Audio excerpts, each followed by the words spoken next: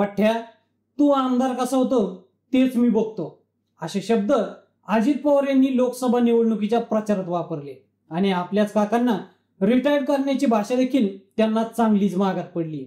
अजित पवारांची ही दादागिरीची भाषा शेवटी मतदारांना काही पटलीच नाही। वृद्धावस्थेत आई वडिलांना न सांभाळता घराबाहेर काढलं जातं। तसंच काहीच उपमुख्यमंत्री अजित पवारांनी राजकारणात केले। स्वतःचे काका शरद पवार यांची त्यांच्याच पक्षातून हकालपट्टी करत 41 आमदारांच्या मदतीनं त्यांनी राष्ट्रवादी मुठीत घेतली। अजित पवारांना भाजपात तुरुंगात टाकायला निघाली होती, मात्र त्याच भाजपनं दादांना क्लीन चिट देत उपमुख्यमंत्री केलं। पुढे भाजपनं चाल करत बारामतीमधून सुप्रिया सुळे यांच्या विरोधात सुनेत्रा पवार यांना मैदानात उतरवलं आणि तिथंही अजितदादांनी शरद पवारांच्या विरोधात रिंगणात उतरून 2 हात केले। पण वय झाले म्हणून शरद पवारांनी रिटायर्ड व्हावं अशी टीका ज्यांच्यावर केली तेच शरद पवार या लढाईत जिंकले आणि अजित पवार तोंडावर चांगले आपटल्याचं पाहायला मिळालं। अजित पवार गटानं महायुतीत बारामती, शिरूर, धाराशिव आणि रायगड या 4 जागा लढवल्या। परभणीची जागा पक्षाच्या कोट्यातून महादेव जानकर यांना देण्यात आली, मात्र ती जागा देखील त्यांना जिंकता आली नाही।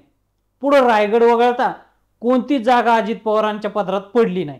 रायगडमध्ये सुनील तटकरे स्वतःच्या ताकदीवर जिंकलेत। या निकालानं राष्ट्रवादीचे छगन भुजबळ, दिलीप वळसे पाटील, प्रफुल्ल पटेल, हसन मुश्रीफ या नेत्यांना आता अजित पवार यांच्या बरोबरच राहायचं की पुन्हा शरद पवारांची साथ द्यायची याचा विचार करण्याची वेळ आली। त्याचबरोबर अजितदादांसोबत असलेले किती आमदार आता शरद पवारांसोबत जातील याची चर्चा रंगू लागली।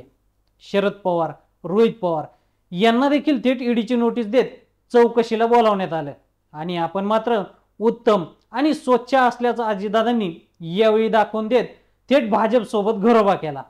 या फोडाफोडीच्या राजकारणामुळे राज्यात भाजपसह शिंदे गट आणि अजित पवारांना मोठा धक्का बसला। शरद पवारांना पर्याय म्हणून अजितदादांना प्रोजेक्ट करण्याचा मनसुबा भाजपचा होता, मात्र थोरल्या पवारांचं नाणं अजूनही खणखणीत आहे, हेच या निवडणुकीने दाखवून दिले। पुढं आणखी एक मराठा नेता म्हणून सीएम एकनाथ शिंदे यांची कामगिरी तुलनेनं उत्तम ठरली, मात्र अजितदादांना तशी कामगिरी करता आलेली नाहीये। शरद पवार हे आजही राज्याच्या राजकारणातील हुकमी एक्का आहेत, त्यांच्याच नावाचा राजकारणात दबदबा आहे। म्हणून तर पंतप्रधान मोदींनी सभा घेतल्या तरी देखील शरद पवारांनी दिलेले उमेदवार ते पाडू शकले नाहीत। असं कौशल्य अजितदादांच्या राजकारणात अजून तरी दिसत नाहीये। अजितदादांनी देखील लोकसभा निवडणुकीत प्रचार केला, पण बारामतीत अजितदादांना त्यांच्या पत्नी सुनेत्रा पवार यांना काही निवडून आणता आलं नाही।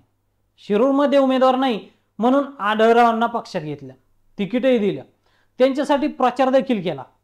आढळरावांवर ज्यांची नाराजी होती ती घालवण्याचंही काम केलं, तरी पण शिरूरमध्ये शरद पवारांनी अमोल कोल्हेंना निवडून आणत तुतारी वाजवलीच।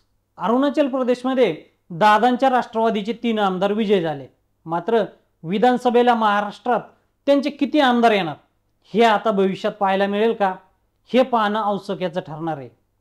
तर मंडळी, अजितदादा आणि शरद पवार यांच्या राजकारणाबद्दल तुम्हाला काय वाटतं आम्हाला कमेंट करून नक्की सांगा आणि असेच नवनवीन माहितीपूर्ण व्हिडिओ पाहण्यासाठी लेट्स अप मराठीला फॉलो करा।